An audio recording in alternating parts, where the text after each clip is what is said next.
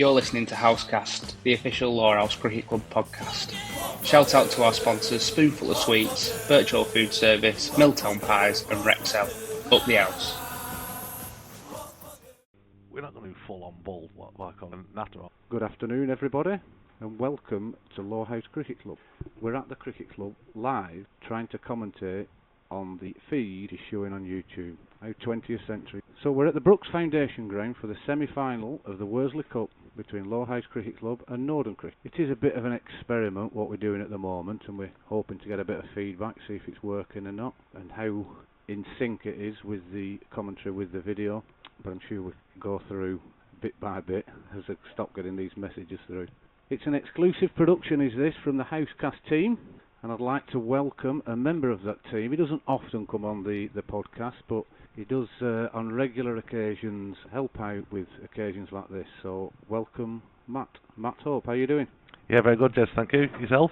Yeah, all fine, thanks, all fine. Let's just hope we do get some cricket in today. I mean, we can go into the forecast and the pitch conditions in a minute, but thanks for joining us, Matt. No problem, no problem. What's your thoughts about this game? How's this going to go? I just hope it doesn't get spoilt by the weather. They've obviously, which we'll talk about in a moment, they've tossed up, so they are looking at starting on, maybe not on time, but looking at starting fairly soon. And just hope it's a good game and hope we get enough cricket in to get it completed today, really. Yeah, I agree. So what we'll do, Matt, we'll just for the 10 minutes leading up to the start of the game, we'll just quickly run through what will be happening today. Semi-final of the Worsley Cup and the final. The league rules state that Duckworth Lewis will not be used.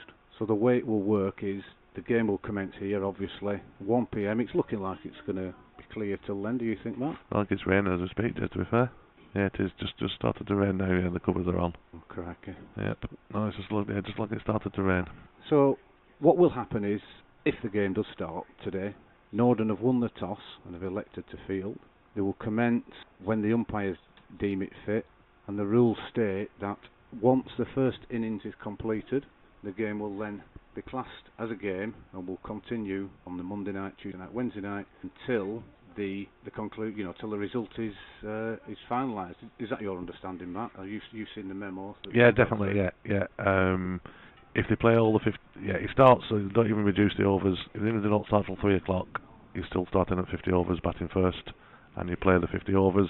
If they get a full 50 overs in, then, yes, like I say, you come back Monday, Tuesday, Wednesday till it's complete.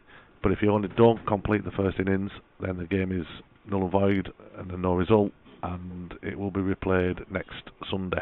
Right, I see, so that's a reserve date. Yeah. And I think it's probably worth just mentioning, Matt, it's not just the 50 overs, is it? It's if the first innings is complete. So if Norden bowl Lowerhouse out for 110 in 20 overs, then the game will commence on the Mondays until the game finishes. So until the first innings are complete. Yeah, absolutely. Yeah. Right, good. So we've got that clear. Hopefully we've sorted a few things out for people who are listening around how the rules will work. It really is simple. If the first innings is completed today, the game will continue.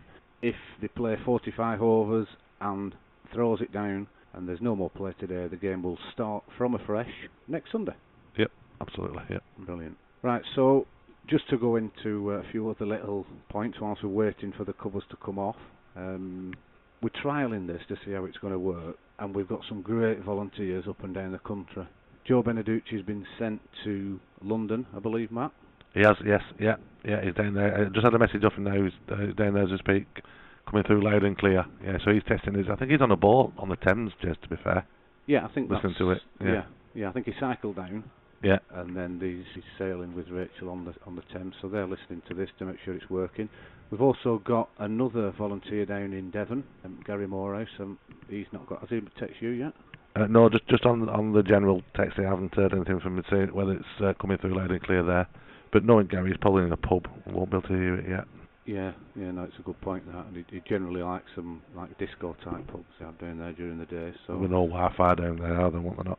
No, were they still on 2G? I think so. Yeah. Is that not a football pitch?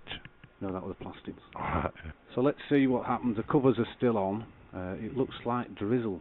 We're actually in the scoreboard. We struggle to see through the windows. It looks like they've been cleaned for the last 30 years, so that's obviously down to Stan. But at least there is windows in Jeff. There didn't used to be, didn't there not? I suppose there used to be broken windows. Yeah. So we've got the, obviously I'm in the other first team group, so I have got the potential batting order that's just come through from Ben, the skipper. So we'll talk through that shortly, but at the moment, like I say, I think the rain is coming down a little bit heavier. The skies have got a little bit greyer, and it doesn't look great at the moment. You're right, yeah, you can see it's coming on. We're not going to stop on here waffling, obviously. No. Unless we get Gav to come on. But he just said he won't come in scorebox, it's too warm. You said, what would they say? It's unbearable in here. I'd lose half a stone if I stayed in here all day. To which a young girl who's scoring for Norden said, "It looks like you could stay in here for 3 days then." But he didn't like that, so he just walked off and went then. So he's sulking probably. I think he stormed off. He did, yeah. And he banged his head on way down out to scorebox.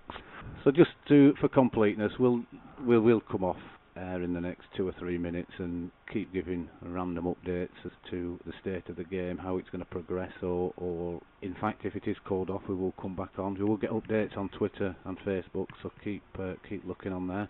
As part of the commentary team that's set up, I'd really like to thank Stuart Weird, and he's the one that's got all this up and running, all the equipment that he uses. So thanks very much to Stuart.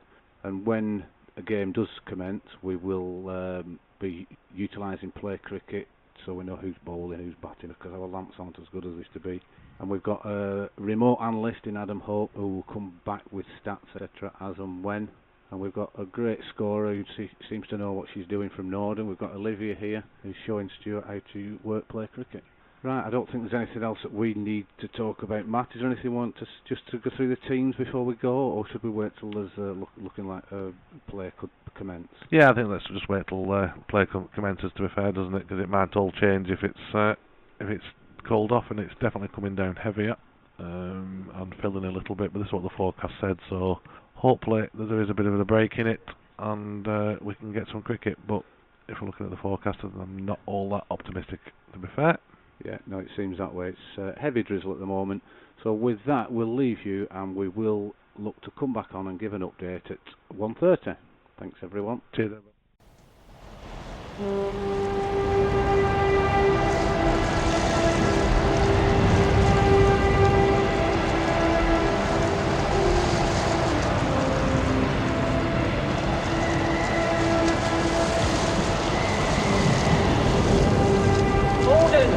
Norden!